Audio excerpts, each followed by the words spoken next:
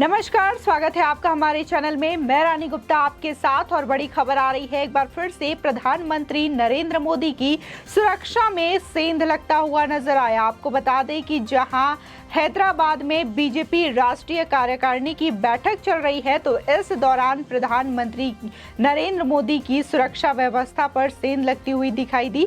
दरअसल एक व्यक्ति जो कि तेलंगाना स्टेट इंटेलिजेंस का अधिकारी था, वो इस बैठक में उपस्थित था और उसको देखा गया कि वो मीटिंग से संबंधित डॉक्यूमेंट्स के फोटो चोरी छुपे क्लिक करने की कोशिश कर रहा था। इसी के साथ ही वो अन्य मंत्रियों पर भी नजर बनाए रखे हुए था, जिसको लेकर के बीजेपी के कार्यकर्ताओं को शक हुआ, जिसके बाद बीजेपी के कार्यकर्ताओं ने उन्हें धर दबोचा और पुलिस ने उसको गिरफ्तार कर लिया। जैसे कि माना जा रहा है कि इतनी सुरक्षा व्यवस्था होने के बाद आखिर कैसे बीजेपी के कार्यकर्ता वहां पे मौजूद हैं, सिर्फ उन्हें ही अंदर आने की इजाजत थी, तो ऐसे में कोई अन्य व्यक्ति कैसे अंदर आ सकता है और इसके पीछे क्या मकसद था, इसको लेकर के पुलिस जांच कर रही है और उस व्यक्ति से पूछताछ कर रही है।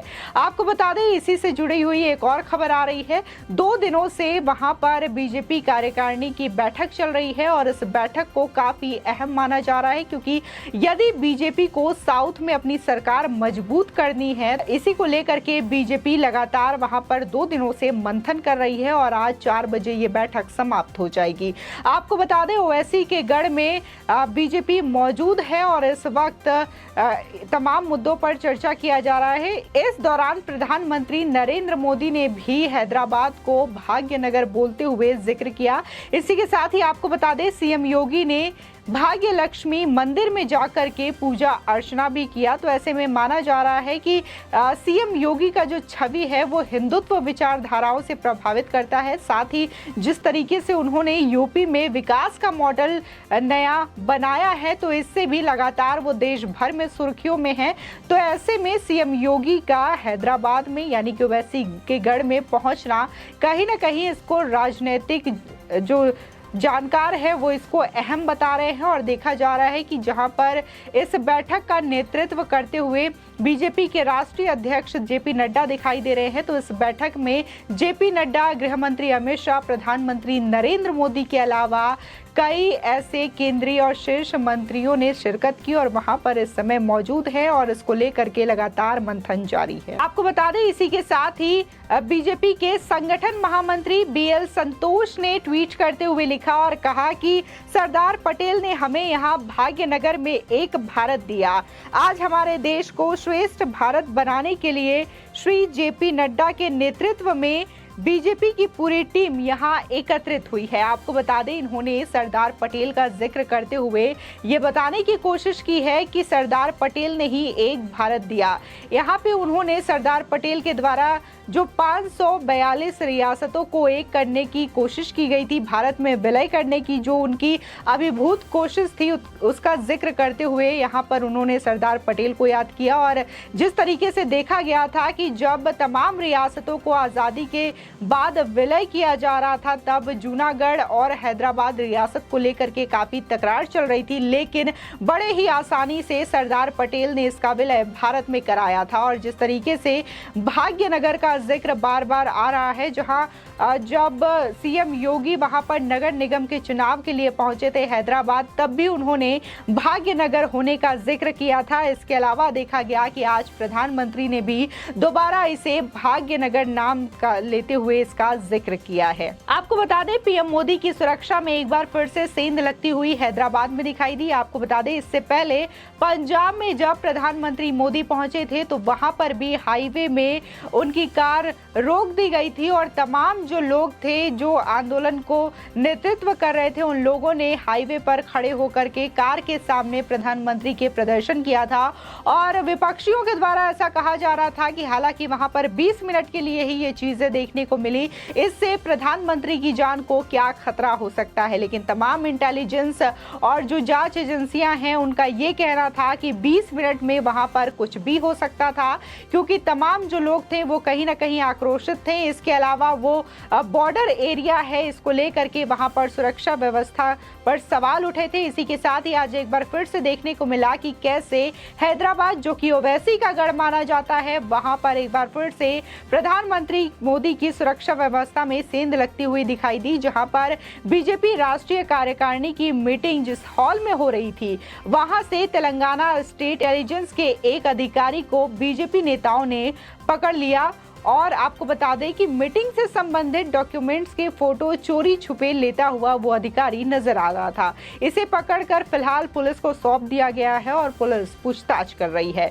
वहीं बड़ी खबर ये भी आ रही है कि उत्तर प्रदेश के मुख्यमंत्री योगी आदित्यनाथ आज ओवैसी के गढ़ हैदराबाद में पहुंच चुके हैं। सीएम भाजपा के कार्यकारिणी में हिस्सा लेने के लिए पहुंचे हुए हैं। इस दौरान सीएम योगी ने भाग्य लक्ष्मी मंदिर में दर्शन पूजन भी किया। आपको बता दें, भाजपा तेलंगाना इकाई ने सीएम योगी से यहां आने की अपील की थी। सीएम योगी ने वहां नगर निगम के चुनाव के दौरान में जनसभाएं और रोड शो किए थे। तब सीएम ने हैदराबाद का नाम बदलकर भाग्यनगर रखने की बात भी कही थी। इसी के साथ ही आपको बता दें, तेलंगाना की राजधानी हैदराबाद में भाजपा की राष्ट्रीय कार्यकारिणी की 2 दिन की बैठक हो रही है और कहा जा रहा है कि बैठक में भाजपा अपने दक्षिण भारत विजय अभियान पर चर्चा कर रही है। इसके साथ ही मीटिंग के बाद यूपी भाजपा को नया प्रदेश अध्यक्ष भी मिलने की संभावनाएं जताई जा रही है।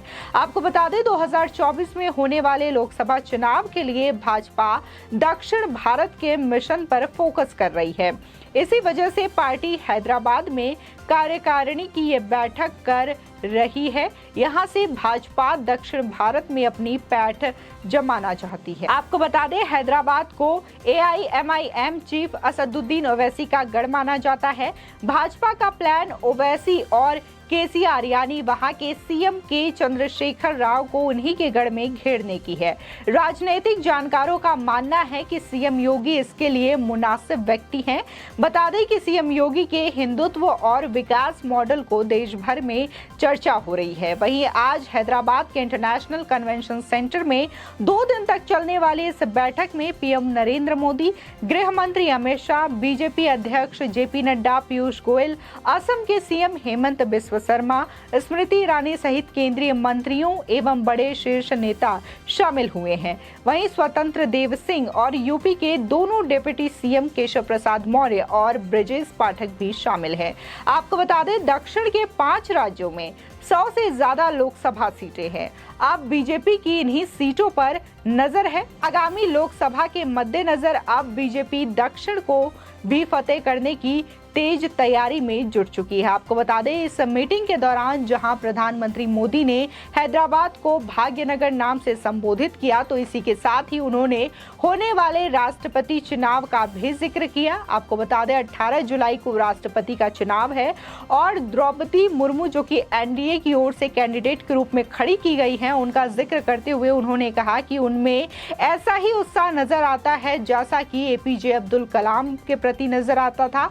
और साथ ही उन्होंने बताया कि उनके नाम की चर्चा जो है वो पहले से ही थी। जब प्रणब मुखर्जी देश के राष्ट्रपति हुआ करते थे, उसके बाद के कार्यकाल के लिए द्रौपदी मुर्मू का नाम के लिए एनडीए चर्चा कर रही थी, लेकिन रामनाथ कोविंद को चुना गया और बाद में द्रौपदी मुर्मू को अब इस साल के लिए उनके नाम को फाइनल किया गया है। इसी के साथ ही जिस तरीके से द्रौपदी मुर्मू का राजनीतिक करियर रहा है, उसके बारे में भी प्रधानमंत्री मोदी ने जिक्र किया। इसी के साथ ही आपको बता दें कि जहां अमित शाह ने बोलते हुए ये कहा कि कांग्रेस जो है हर बात में सिर्फ और सिर्फ विरोध करने के लिए विपक्ष की पार्टी बन के रह गई है।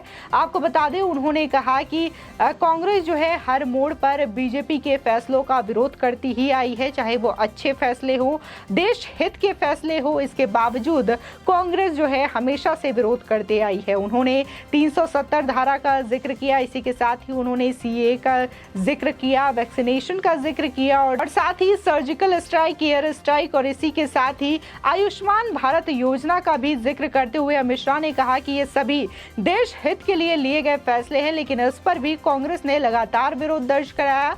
इसी के साथ ही अमित शाह ने कहा कि आने वाले 30 से लेकर के 40 साल जो हैं बीजेपी युग होगा और इस युग में भारत विश्व विश्व गुरु बनेगा। ये जो बात है वो केंद्रीय गृह मंत्री अमित शाह ने सीधे तौर पर इस बैठक में की और इसी के साथ ही तमाम जो नेता शामिल हुए थे इस बैठक में तमाम तरीके की चर्चा की गई और जो फैसले हैं उसके बारे में भी कहा जा रहा है कि जल्द ही उनके निर्णय सामने आएंगे, क्योंकि आपको बता दें कहा जा रहा है कि इस बैठक के खत्म होने के बाद ये भी निर्णय लिया जा सकता है कि उत्तर प्रदेश का बीजेपी प्रदेश अध्यक्ष कौन होगा, इसके नाम को लेकर भी चर्चा हो सकती है। आपको बता दें इसी के साथ ही माना जा रहा है कि बीजेपी जो है अब जहां अगर देखा जाए कि पूर्वी भारत में पूरी तरीके से उन्होंने पैठ बना रखी है, तो अब वो बीजेपी जो है वो दक्षिण भारत को फतेह करने की तैयारी में है, क्योंकि मात्र 2 साल है 2024 के इलेक्शन को लेकर के। इसको लेकर के पूरी तैयारी जो है केंद्रीय गृह मंत्री अमित शाह और प्रधानमंत्री नरेंद्र मोदी के द्वारा की जा रही है। आपको बता दें इसी के साथ ही बीजेपी के ट्विटर पेज पे ये भी जानकारी सामने आई है कि 2 दिन तक चलने वाली इस राष्ट्रीय कार्यकारिणी बैठक के समापन के दिन यानी कि 4 बजे इसका समापन होगा और इस दौरान प्रधानमंत्री विशाल जनसभा को भी संबोधित कर सकते हैं। आपकी इस खबर पर क्या राय है हमारे कमेंट सेक्शन में जरूर बताएं। आगे की और भी अपडेट के लिए चैनल को सब्सक्राइब करना ना भूलें।